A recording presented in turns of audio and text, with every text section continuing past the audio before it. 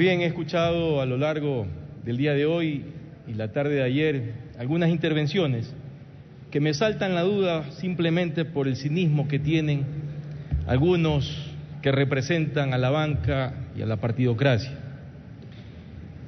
Se oponen y nos acusan de que estamos transformando la Constitución simplemente por un capricho o pretensión de que nuestro candidato, futuro candidato, el presidente Rafael Correa, el cual aún no se pronuncia si lo va a hacer, les quita el sueño.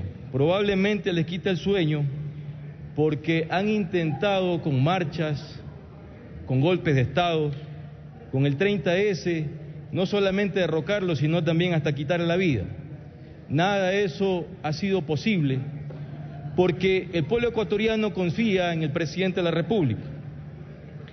Ahí hay que resaltar la importancia de la democracia fortalecida en el pueblo, que tiene el derecho de elegir y ser elegido.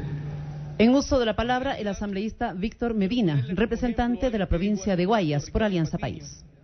Que pasó en los Estados Unidos, y que así como, Raúl Patiño, y que así como pasó en Estados Unidos con la reelección, en este caso del presidente Roosevelt, Franklin Roosevelt, que fue electo en el año 32, reelecto en el 36, en el 40 y en el 44, podría decirse que se repite la historia en base a lo que pasó en nuestro país.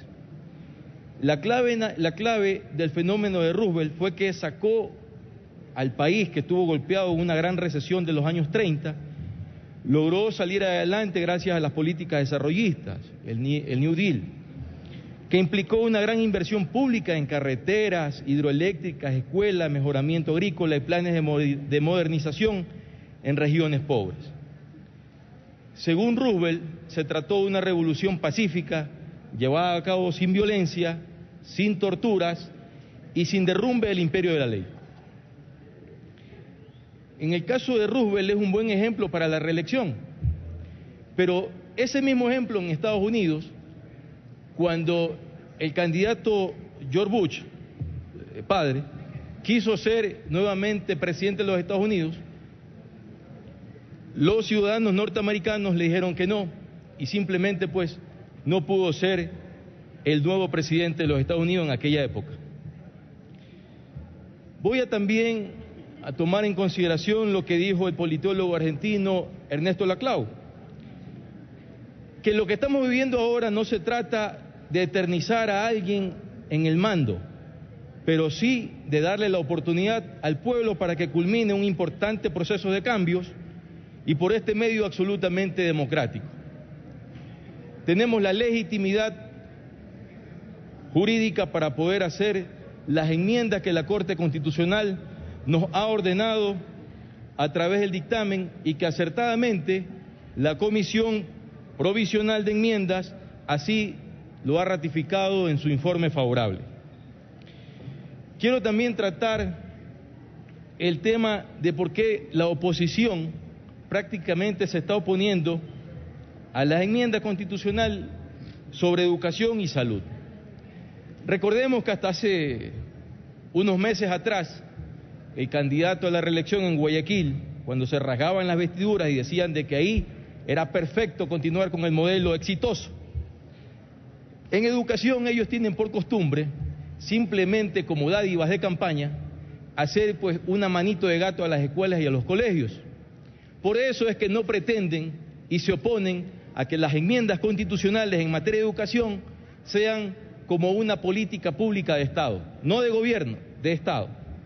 Por eso es que ahora salen con ese discurso de que se le está quitando competencias a los gobiernos autónomos descentralizados. Afortunadamente pocos les creen, o tal vez nadie.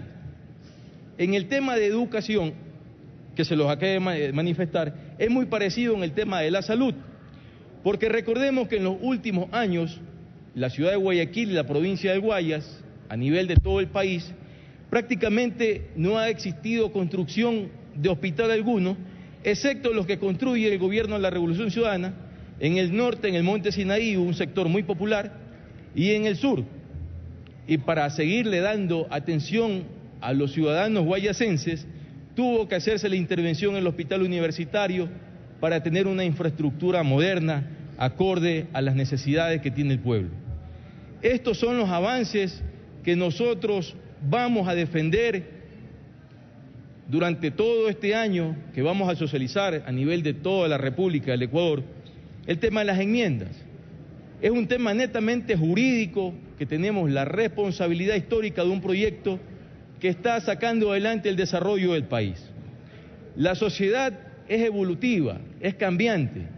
La Constitución no es la excepción.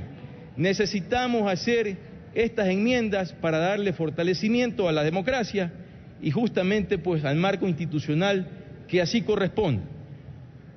Nosotros consideramos que los que se oponen a estas enmiendas constitucionales lo que buscan son intereses particulares, especialmente aquel candidato que ahora quiere consultarle al pueblo sobre las enmiendas. ¿Y por qué no le consultó al pueblo cuando fue superministro de Economía del nefasto gobierno de Maguat? ¿Por qué no le consultó al pueblo cuando quiso o pretendió elevar el IVA del 10 al 15%? Eso hubiese sido interesantísimo que le consulten al pueblo ecuatoriano. Pero ahora se rasgan las vestiduras haciéndole creer al pueblo ecuatoriano de que es democrático consultarles, porque resulta que estamos acoplando la Constitución a un proyecto político. Pues sí, lo estamos haciendo, y es el proyecto político que le ha dado estabilidad jurídica, social y económica a nuestro país. 7 presidentes en una década era el país vergonzoso de Sudamérica, donde nos conocían probablemente como uno de los países más corruptos, donde la corrupción estaba enquistada aquí justamente en este Palacio Legislativo, en ese viejo Congreso, cuando ahí adelante diputadas de ese entonces posesionaban a presidentes de la República nefastos golpes de Estado a la democracia. Eso es lo que no queremos que se repita en este país. En contra de eso es lo que seguiremos luchando nosotros, los que estamos en la Revolución Ciudadana, porque al pasado simplemente no volverán. Esos días nefastos, oscuros, neoliberales, no volverán a pasar en nuestra patria.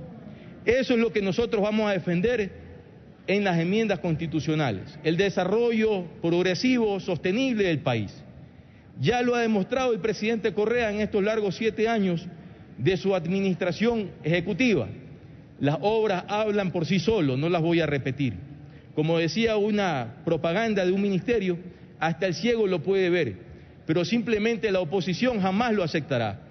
Tuvieron en el poder más de 20 años y lo único que hicieron fue saquear al país, repartirse las tronchas cuando se aprobaban los presupuestos del Ejecutivo, el presupuesto general del Estado. Aquí se armaban grandes trifulcas, grandes broncas, sacaban armas, se tiraban ceniceros, simplemente por el reparto económico del país. A eso es lo que queremos no regresar jamás.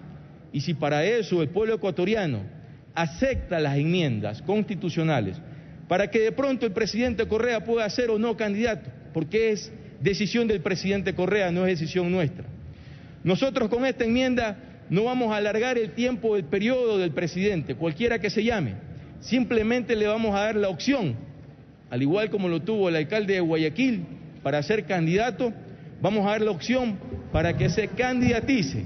Tiene un y minuto, el pueblo ecuatoriano el que tendrá que históricamente decidir si nos hemos equivocado o simplemente seguimos defendiendo el proyecto político que ha sacado adelante a nuestra patria ecuatoriana.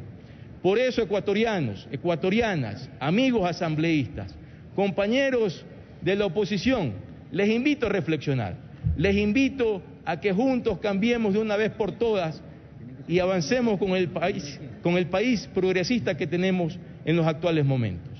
Con esto, Presidenta, le agradezco por la intervención que me ha dado la oportunidad de hacerlo el día de hoy en un tema tan importante como las enmiendas constitucionales que permitirán, entre otras cosas, también darle mayor seguridad con la intervención de las Fuerzas Armadas en conjunto con la Policía Nacional.